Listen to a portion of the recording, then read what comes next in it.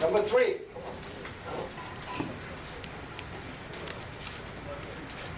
Nominated by Ernie Cillian over here. This is a man with a plan. And his plan is coach the distance runners to success. And he's done it.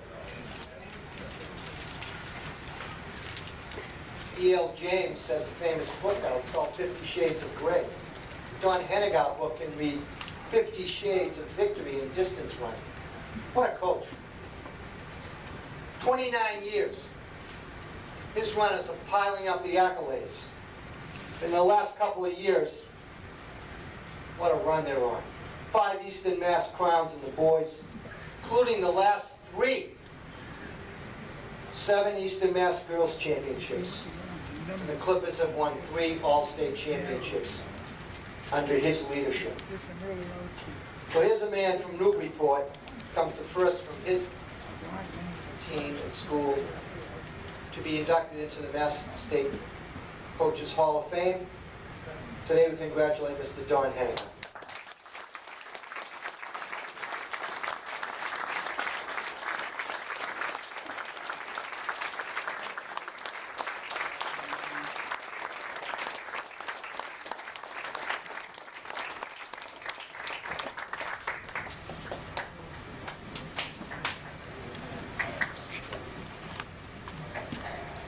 Thank you very, very much for those kind words.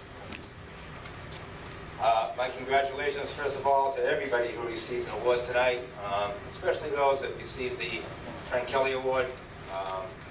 Those kids are quite a story and deserve every bit of credit that they got and even more. Congratulations also, especially to my fellow Hall of Fame inductees today. It's indeed an honor. It is certainly humbling. I know that's a cliche, but it is a very humbling thing to be standing up here right now. To think back in 1974 when I got out of college and started coaching track a little bit and being a distance runner, not understanding which end of the javelin was supposed to stick in the ground or how the heck you pick up those hurdle things and move them around. To be up here right now after all those years is as I say, truly an honor. One of the really nice things about being up here today is having the opportunity to say thank you. There's some people, and as was mentioned before, it's always this slippery slope when you start saying thank you, because you're obviously going to leave somebody else that you should thank. But there are some people that I definitely want to take this opportunity, and if you'll give me just a few minutes to do that, I would appreciate that, because the fact that I am up here today is a very small reason for being inducted into this. So there's so many people that helped me so much along the way to get to this point. One of our creeds in Newburyport High Cross Country, one of the things we live by is that running is third in the list of importance. Second in the list is your academics, and first on the list is your family. And that's very important to us in our program. 2 people who are not able to be here today because of some health reasons and the distance away that they live, that have made a huge impact on my life. I'm 62 years old, and so fortunate to have both my parents still with us, are my mother and my father. They have been instrumental in such a huge way for myself and my family. The term role model gets thrown around a lot. You hear it all the time. I've had 2 role models in my life. One would be my grandfather, my father's father, and the second would be my dad. They taught me so much, not so much by word, but by deed. What a work ethic is, that a job worth doing is worth doing right. There's nothing wrong with hard work. Honest hard work is a wonderful thing. And that's carried me a long way. So I just, although they aren't here, I want to take the opportunity to thank my parents for all that they've done. My wife, Nancy. Any coach, any sport, there is a huge unsung hero in the picture. And 99 times out of 100, it is the spouse. The work they do behind the scenes, the things they don't get to do, the things that they have to do because of the schedules that the coaches keep. I honestly think that maybe there should be a Coaches' Wives and Husbands Hall of Fame, because they do put up with so much more, deal with so much, handle so much. Our kids have been out of Newburyport High, where they both ran for 10 years now. my wife Nancy still, to this day, comes to every cross-country meet at home, records the names, writes down the times. I couldn't do it without her, so I love you, Nancy, thanks.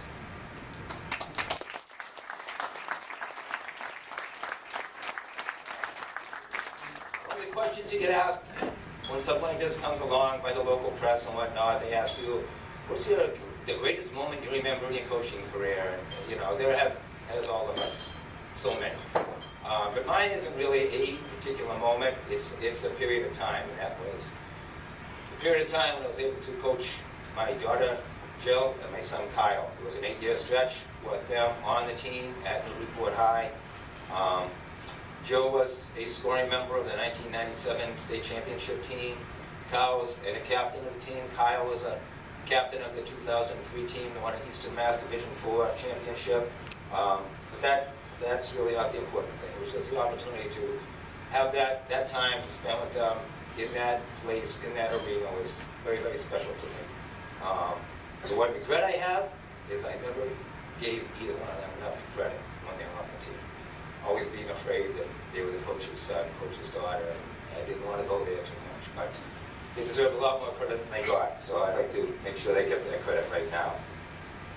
30 years of coaching at Newburyport High, and for 30 years I've worked with the same gentleman in outdoor track, and 17 years of indoor track. That's how long indoor track has been at Newburyport High. We've worked together for those 30 years. He's put up with me, he's dealt with me, he's allowed me to do what I do the way I do it. We've worked extremely, extremely well together. We've had so many good times, a few down times, not too many, many, many laughs. So, Tim Foley, thank you very much for all this.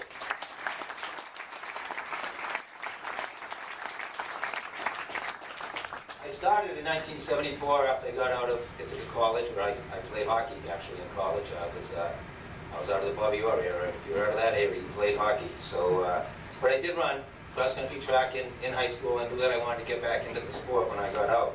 I was fortunate enough to get my first teaching job at Ipswich High in 1974, and extremely fortunate that the coach at the time, a gentleman by the name of Ken Stallman, took me on as his assistant.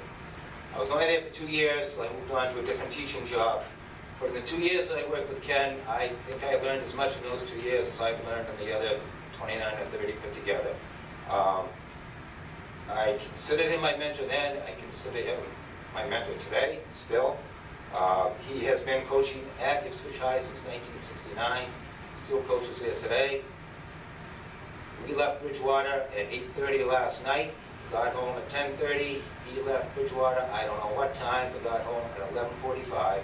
And we've been coaching track since 1969, and you're getting home at 11:45 at night. That's a long day. But that's the type of person he is. Those are the things he taught me. If you want to do it, you've got to put the time in. You've got to work hard. And the other thing that he taught me was very, very important is that you can ask a lot out of your athletes, but you have to respect them. And so Ken, thanks for all you've taught me.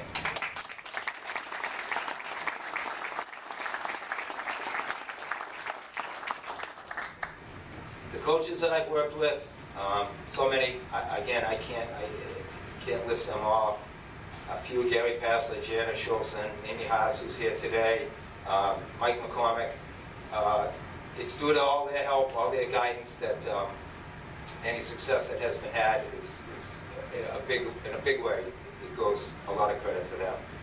When I took the cross-country job at Newburyport High, I could take the team down to Maudsley for practice in the back of my pickup truck. That's the girls' team and the boys' team put together. Now we have 90 to 100 kids on the team. And a big reason for that is all the help that I've had from these assistant coaches and people that have helped me along the way. Biggest thanks of all, by far, are to the parents and the athletes at Newburyport High. It's the most wonderful place in the world to live, the most wonderful place in the world to coach. Our whole thing is about team, it's not about individual, and athletes can do amazing things when they're all working together. And I've had so many to do, so many amazing things. I've been so blessed. And the honor that I am receiving today, I do accept this in the name of all the athletes that I've had the pleasure of working with at Newburyport High. Before I get done, I'll get out of here quickly. Just 2 pieces of advice that I've received over the years and went a long, long way for me. And one was way back at Ipswich High when I first started in the coach's room, a gentleman by the name of Walter Bowski, who was the baseball coach, has since passed away. Great guy, great baseball coach. And he said to me one day something that has stuck with me every day. I never forget this. It was just a simple little thing. But he said to me, you can catch more flies with honey than you can catch with vinegar. And I thought, wow, that makes a lot of sense. And that's the way I've tried to approach things in my coaching career. And it seems to work. I mean, nobody wants to be belittled all the time. Nobody wants to hear the negative all the time. People need to be built up. People need to be praised. And I think that goes a long way. And the other one, quick thing, the name Mike Starr might mean something to some of the older guys around here. He was an outstanding miler back in the late 80s and one of the many glory times we've had in the mile in this country. Mike Starr, John Troutman, Miles Irish, all names from New York State. Tremendous milers, all under 410 in high school. Well, Mike was working up at Green Mountain Running Camp one summer where I work. Our kids go up there every summer. Have a great experience up there. And he was the leader of what was called Group 1. That was the top boys in the camp, the fastest group. And this was far enough back that my legs moved a little bit quicker than they do now, a lot quicker than they do now. And I was the sweeper in Group 1. So I kind of stayed at the back of the pack and made sure everybody was heading in the right direction and there weren't any issues. One of the ideas of the camp is to teach the athletes about easy days, recovery, making sure you take care of your body on the days when you're not working hard. Today was supposed to be an easy run, 6 miles, easy pace. Off we go. Group 1, 17-year-old boys, different states, a lot of testosterone going around. It turns into a peeing match. Everybody wants to prove how strong they are, how tough they are, so the run would go along, and one kid would go ahead of Mike, a second would go ahead, and they'd start pushing each other. Mike would have to rein them back. 2 miles later, the same, or 10 minutes later, the same thing happens again. Finally, Mike gets sick and tired of all this, and he says, okay, boys, that's it. You want to run? We'll run. So here's a sub-4-minute miler with these 17 and 18-year-old kids. One of the boys in that group was a young man by the name of Travis Landon, who ran at Newburyport High. This was his going into his senior year. The run went on. I sat at the back, listened to Mike say that, and said to myself, oh no, this is not going to be fun for me. Off they go, and I'm watching from behind, and one by one, they're dropping back and coming back to me, falling off the back, to the point where I couldn't see him anymore. Came in, finished the run, I came in with the group I had, saw Mike, went over, and I said, how'd that go? He goes, well, one guy stayed with me. I go, yeah, who was that? He goes, Trav. He says, you're coaching him next fall, right? I said, yeah. He says, don't screw it up. And that was the other piece of advice that I put in my head all the time. Just don't screw it up. Let them be athletes. That's what they are. Let them be what they are. In closing, again, I just want to thank the MSTCA for all the wonderful work they do. Congratulate, once again, everybody who has received their awards tonight. I've learned and gained way more from the athletes that I've coached, I'm sure, than what they have gained from me. So thank you very much for this honor.